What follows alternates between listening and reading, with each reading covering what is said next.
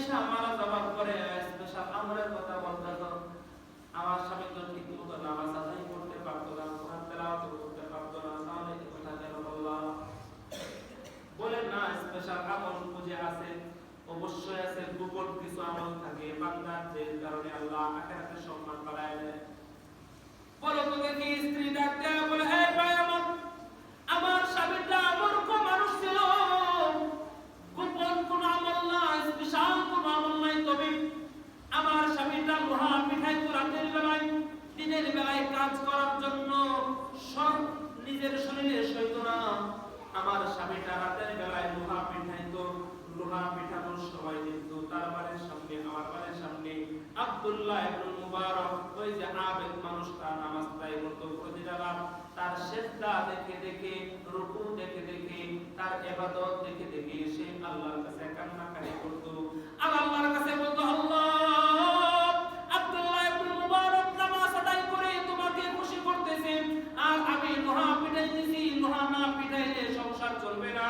এক রাত্রে যদি আমি লোহা না পিটাইয়া, যদি আমি নামাজ আদায় করি শুধু, তাহলে তো আমার চুলায় আগুন জ্বলবে না, লোহা পিটাইতেই হবে। কারণ আল্লাহ আমাকে লোহা পিঠানোর মাধ্যমে রিজিকের ব্যবস্থা করেন। লোহা পিঠাই দেখে লোহা আমাকে খাবার দেয় না, খাবার তো তুমি দাও, তবে আমার এই কর্মের ব্যবস্থা করে দিয়েছো লোহা পিঠাইতে। এই যে লোহা পিঠাইতে পিঠাইতে আমি আমার রিজিক অন্বেষণ করি, ও আল্লাহ, তুমি আমাকে লোহা পিঠাইতে খাবার বানাইছো, আর আব্দুল্লাহ ইবনে মুবারককে তুমি নামাজি বানাইছো। ও আসমানের মালিক রব, তুমি আমারে আব্দুল্লাহ ইবনে মুবারকের মতো জান্নাতে পৌঁছায় দিও, সুবহানাল্লাহ। এই কথা করতো, চোখের পানি বানাইতো প্রতিদিন। এই খাদেম ডাক দিয়ে বলে, মামা, তোমার স্বামীর শিক্ষা না থাকতে পারে, তোমার স্বামীর বড় ইবাদত, বড় আমল না থাকতে পারে, কিন্তু এই আফসোসের কারণে নামাজ পড়তে পারতো না, কর্মের জন্য, অভাবের জন্য। আর এটার ফয়সালা কার? আল্লাহ। এই বলেন না কার? আল্লাহ। এই কারণে আল্লাহ তার উপর, এই আফসোসের কারণে আল্লাহ তার উপর এমন কবুল হয়েছে, আমার উস্তাদ আব্দুল্লাহ ইবনে মুবারক, তাকে আল্লাহ যে জান্নাত দিয়েছে তার চেয়ে বড় জান্নাতের মালিক বানায় দিয়েছে আল্লাহ তারে। সুবহানাল্লাহ। ও মেরে রব হে মেরে সব হে মেরে পালনে वाला है, ओ मेरे दिल में हिदायत का बाती चलने वाला है, ओ मेरे खालिक है, ओ मालिक है, वो रहमान रहीम है, ओ मेरे सत्तार है, गफ्फार है, रज़्ज़ाक ও করিম है। সবাই মিলে বলেন আল্লাহু আকবার। আমার মুসলিম ভাইরা, নামাজের গুরুত্ব আছে না নাই?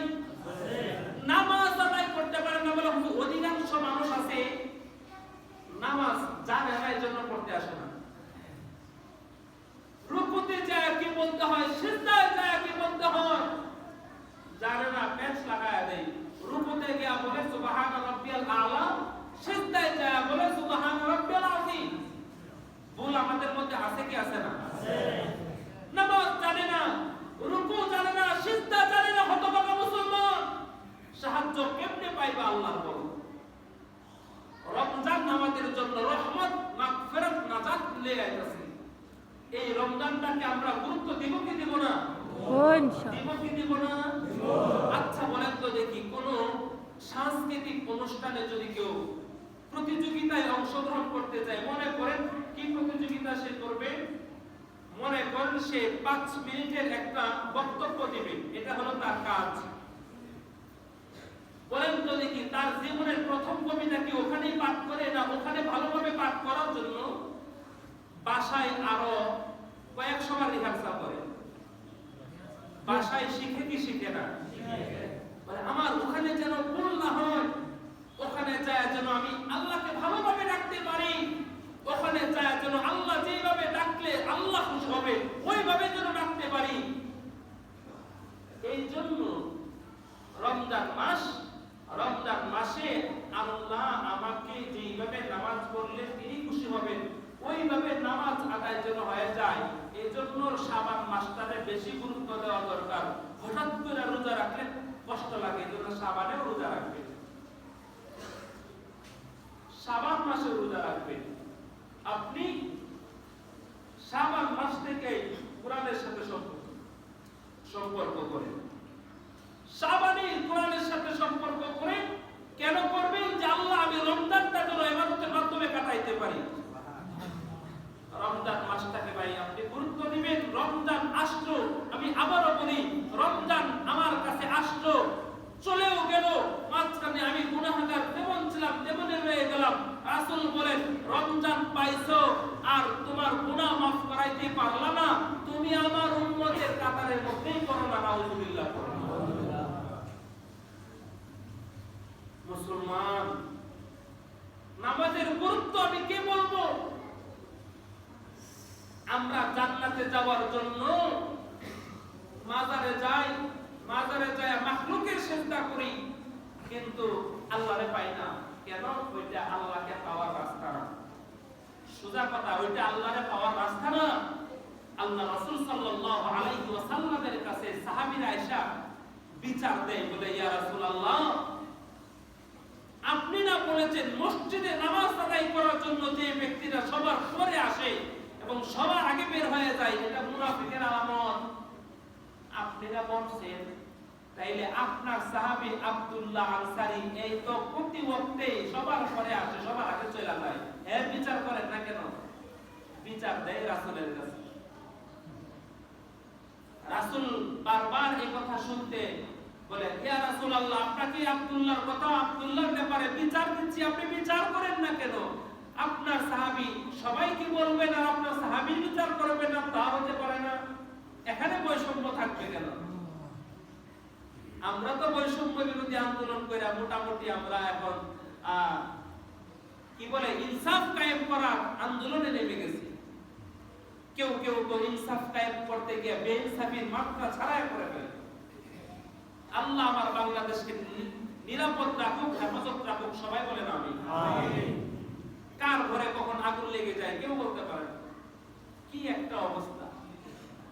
আমি ওদিকে যাব না। আমার মেন কথা যেটা, রাসূলকে বারবার বলার পরে সমালোচনা শুরু করে দিচ্ছে। রাসূল বলেন, এই একটা ব্যক্তি সবার পরে মসজিদে আসে, সবার আগে চলে যায়, তার ব্যাপারে সমালোচনা শুরু করে দিচ্ছ। এই ব্যক্তিটার ব্যাপারে না জেনে, অর্থাৎ কারো ব্যাপারে না জেনে মন্তব্য করা ইমানদারের কাজ না। আমাদের মধ্যে যে সমস্যাটা কমন, অমুকে নাকি এটা করছে, তমুকে নাকি এটা করছে, সমালোচনা আমাদের মধ্যে আছে না নাই? কারো ব্যাপারে না জেনে মন্তব্য আমরা করি কি করি না? এই যে মন্তব্য করেন, এটা ইমানদারের গুণ না। আল্লাহ রাসূল সাল্লাল্লাহু আলাইহি ওয়াসাল্লামের কাছে বারবার বলার পর পয়গম্বর বলে, সাহাবীরা চলো আব্দুল্লাহর বাড়িতে যাই, চলো আব্দুল্লাহর বাড়িতে আমরা যাব, যা দেখবো আব্দুল্লাহর মূল সমস্যা কি, কেন প্রতিদিন মসজিদে সবার পরে আসে, আবার কেন প্রতিদিন সবার আগে মসজিদ থেকে বের হয়ে যায়। এই কথা বলার পর সাহাবীদেরকে নিয়ে হযরত ওমর রাদিয়াল্লাহু তাআলা আনহু, আবু বকর, আলী সবাইকে লয়ে গেছে আব্দুল্লাহর বাড়িতে। আব্দুল্লাহর বাড়িতে যায়, দেখে তার বারান্দার মধ্যে তার ছোট বাচ্চাটাকে শিকল দিয়ে বেঁধে রাখছে, বারান্দার পিলারের সাথে তালা দেওয়া, তার বাচ্চাটাকে তালা দিয়ে রেখেছে, বেঁধে রেখেছে। ভিতর থেকে দরজাটা লাগানো। রাসূল ডাকলেন, এই আব্দুল্লাহ, তুমি কোথায় বের হয়ে আসো? কিন্তু ভিতর থেকে কোনো আওয়াজ আসে না। সাহাবীরাও ডাকলেন, অনেক সময়, লম্বা সময় ডাকলেন, কোনো আওয়াজ আসে না। যখন আওয়াজ আসে না, রাসূল বলেন, চলে যাই, আরেকবার আসবো আব্দুল্লাহর কাছে। আব্দুল্লাহ মনে হয় ভিতরে নাই, না হয় কোনো সমস্যা আছে। রাসূল যখন সাহাবীদেরকে নিয়ে ঘর থেকে বের হয়ে যায়, বের হওয়ার সাথে সাথে, বের হওয়ার আগে আগে আব্দুল্লাহ ভিতর থেকে ডাক দেয়, রাসূল আপনি যান না, আমার বাড়িতে আপনি আসছেন, প্লিজ যাবেন না রাসূল, দয়া করে যাবেন না, চলে যায়েন না, আপনি এখানে আসেন, আমি দেরিতে আসার কারণে আমি জ্ঞাতবে হয়ে গেছি। ও রাসূল, আল্লাহ রাসূলের সামনে আব্দুল্লাহ হাজির হয়ে গেছে, একা চাদর পরা, পুরাটা বডির মধ্যে কাপড় মাত্র কয়টা? একটা চাদর শরীরে লাগায়া, একটা চাদর গায়ে দিয়া রাসূলের সামনে আয়েশা বলেন, ইয়া রাসূলুল্লাহ, আমি তো গরীব মানুষ, আপনি তো জানেন আমার পরিবার, অর্থাৎ আমার স্ত্রী এবং আমার দুজনের মাত্র একটা সম্বল, একটা কাপড়, শুধু চাদরটা, একটা চাদর আমার পরিবারের মধ্যে, আর কোনো কাপড়ই নাই। এজন্য আমি প্রতিদিন এই চাদরটা পরে সবার পরে মসজিদে যাই, যাইয়া সবার আগে চলে আসি। আয়েশা আমার ঘরের মধ্যে গর্ত আছে, গর্তের মধ্যে আমি আয়েশা বসা পড়ি, আর এই চাদরটা আমার স্ত্রী গায়ে দেয়া নামাজ আদায় করে আল্লাহকে খুশি করার জন্য। সুবহানাল্লাহ, আল্লাহর রাসূল গো,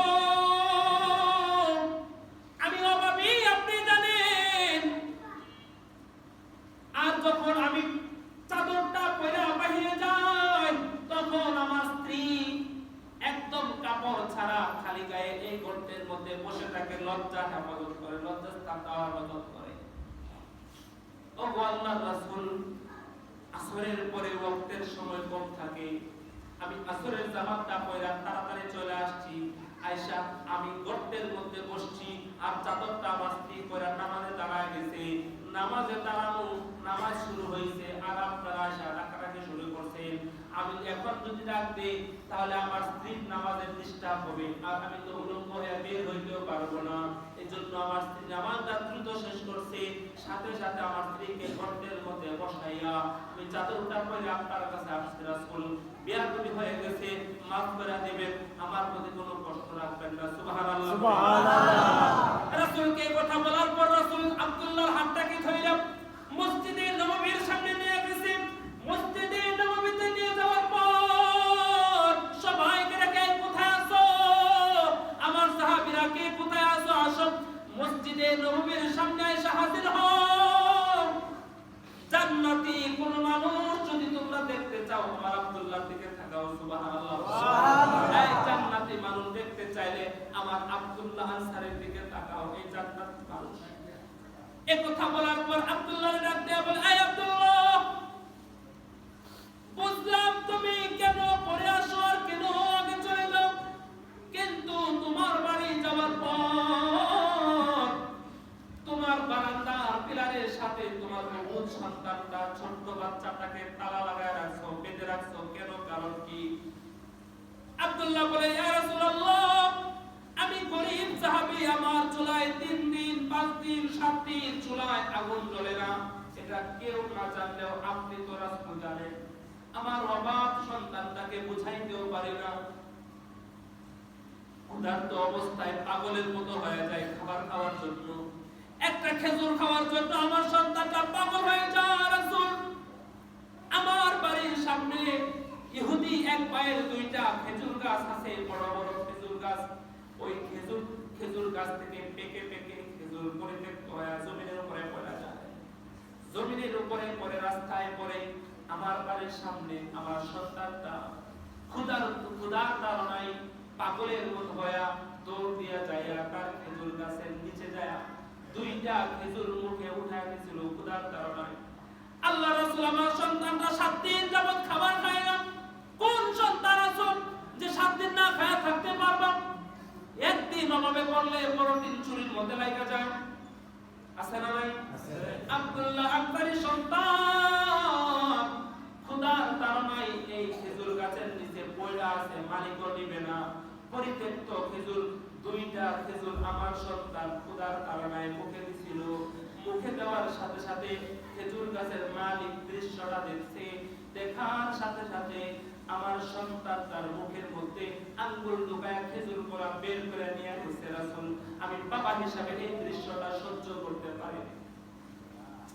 আমার সন্তানের চরিত্র খারাপ এমনটা না, আমার সন্তান অভাবে পড়ছে, আমার সন্তান ক্ষুধার তাড়নায় এই খেজুর 2টা টুকায়া খাইছে, আর মালিকের মুখের মধ্যে আঙ্গুল ঢুকায়া খেজুর কলা বের করে নিয়ে গেছে। আমার যদি সাধ্য থাকতো খেজুরের গাছ ক্রয় করে দিতাম। আল্লাহ রাসূল সাল্লাল্লাহু আলাইহি ওয়াসাল্লাম উপস্থিত যারা ছিল তাদেরকে ডাক দেয়া বলে, এই আমার আব্দুল্লাহর সন্তানের জন্য তোমরা কে কেমন আছো, দান করো, দান করো। কালেকশন শুরু। আপনারা তো মনে করেন শুধু কালেকশন হুজুররাই করে, তাহলে আমরা কালেকশন কোথা থেকে করি বলেন? রাসূল কালেকশন করেছে। এই মানুষ শোনো, প্রতিদিন কিছু কিছু দান করবা, রিজিক বাড়াবেন কে? আল্লাহ। ওয়ারিজকুম কারীম, আল্লাহ বলেন তুমি যদি তোমার ইনকাম থেকে দান করো, আল্লাহর রাস্তায় ব্যয় করো, মনে করো না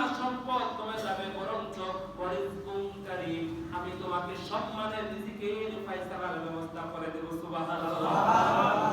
রাসূল কালেকশন করতে শুরু করলেন। ওসমান রাদিয়াল্লাহু তাআলা আনহু ওই ইহুদির বাড়িতে গেছেন। বাড়িতে যাওয়ার পর ইহুদি ভাইকে ডাক দেয়া, ভাই তোমার বড় দুইটা খেজুর গাছ আব্দুল্লাহর বাড়ির সাথে বিক্রি করবানি গাছ? বলে হ্যাঁ বিক্রি করব। বলে আচ্ছা বিক্রি করবা, তো দাম কত বলো? ইহুদি মনে মনে ভাবলো এই যে সিন্ডিকেট শুরু হইলো, বলে তার এই দুইটা খেজুর গাছ দরকার, আমি দাম বাড়ায় দিয়ে দেবো না নিলে নাই।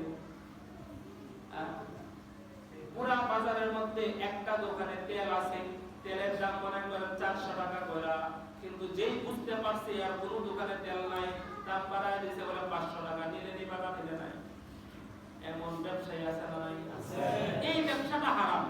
এই ব্যবসা আপনি করে আপনি নিজে খাবেন, আপনার বউকে খাওয়াবেন, আপনার সন্তানকে খাওয়াবেন, সবগুলা হারাম করবেন।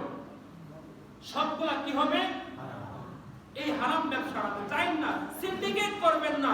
রমজান আসলেই পণ্যের দাম বাড়ায় দিয়েন না। অনুরোধ হলো দাম বাড়ায় দিয়েন না। আল্লাহ বরকত, আল্লাহ আপনার থেকে সাহায্য তুলে নেবেন, বরকত করে নেবেন। আর আল্লাহর সাহায্য ছাড়া কোনো মানুষ সুস্থভাবে বাঁচতে পারে না। আমাদের জীবন চালানোর জন্য, আমাদের সম্মানের সাথে চলার জন্য আল্লাহর রহমত, আল্লাহর সাহায্যের দরকার আছে না নাই? আছে। তাহলে সিন্ডিকেট করব না সহজ করে দেব? আল্লাহ সবাইকে তৌফিক দান করেন। জোরে বলেন আমিন। আমিন। মুহতারাম হাজিরিন, যে কথা বলতেছিলাম, এই কথা ওসমান বলার পর এবার ইহুদি ভাই ডাক দেয়া বলেন, এই খেজুর গাছ কিনবানি দুইটা, 100 খেজুর গাছের দাম যত, দুইটা খেজুর গাছের দাম তত। ওসমান রাদিয়াল্লাহু তাআলা আনহু ডাক দেয়া বলে, এই আমার মনে ছিল না তুমি মক্কার জমিনে আমি তো অনেক ধনী, রাসূলের 2 মেয়ের জামাতা, রাসূলের 2 মেয়ের জামাতা ওসমান বলে, হ্যাঁ আমার খেজুরের বাগানের অভাব নাই, আমার এক একটা বাগানে 1000 করে খেজুর গাছ আছে, তোমার এই দুইটা খেজুর গাছের বিনিময়ে আমি তোমাকে 1000 খেজুর গাছের বাগান দিয়ে দিলাম। সুবহানাল্লাহ। দুনিয়ায়ে সদাকত মে তেরা নাম রহেগা, सिद्दीक तेरा नाम से इस्लाम रहेगा, दुनिया ये अदालत में तेरा नाम रहेगा, उस्मान तेरा नाम से इस्लाम रहेगा। अल्लाहु अकबर बोले ना। 1000 খেজুর গাছ দিয়ে 2টা খেজুর গাছ দিতে নেও আব্দুল্লাহ, আজকের পর থেকে তোমার সন্তান এখান থেকে যত মুলা মন চাই খেজুর খাবে, কেউ বাধা দিবে না। সুবহানাল্লাহ। সুবহানাল্লাহ। নামাজের গুরুত্ব আছে না নাই? একটা কাপড় পরে স্বামী আর স্ত্রী নামাজ আদায় করতো,